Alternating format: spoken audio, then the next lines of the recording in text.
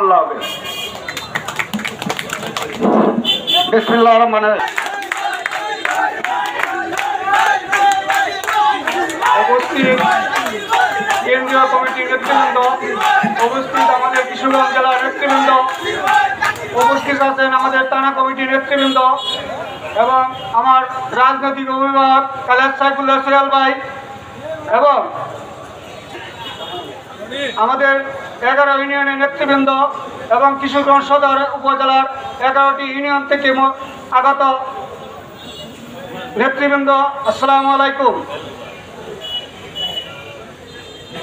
এ পর্যায়ে সংক্ষিপ্ত বক্তব্য শেষ করার জন্য সংক্ষিপ্ত বক্তব্য শেষ করলাম। আসসালামু আলাইকুম,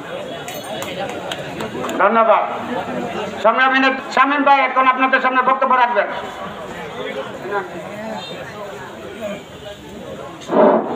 বিসমিল্লাহির রহমানির রহিম। আজকে এই কৃষক সমাবেশে উপস্থিত সম্মানিত প্রধান অতিথি, বিশেষ অতিথি এবং আমার রাজনৈতিক গুরু কালেদ সাইফুল্লাহ সোহেল ভাইকে আমি বিশেষভাবে ধন্যবাদ জানাই এবং আপনাদের এই 11টি ইউনিয়নের কৃষক দলের পক্ষ থেকে আমি মাঝকাপুরের পক্ষ থেকে আমি তাকে এই কিশোরগঞ্জ সদর 1 আসনের এমপি হিসাবে দেখতে চাই।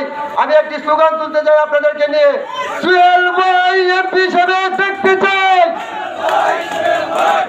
এমপি হিসাবে কাকে চাই? এমপি হিসাবে কাকে চাই?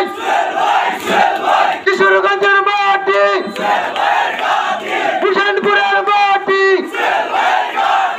ধন্যবাদ সবাইকে। আমি আমার ময়ূরন্দি ইউনিয়নের সাংগঠনিক হিসাবে নাসির উদ্দিন নাসির ভাইকে আমি সমর্থন জানাইলাম।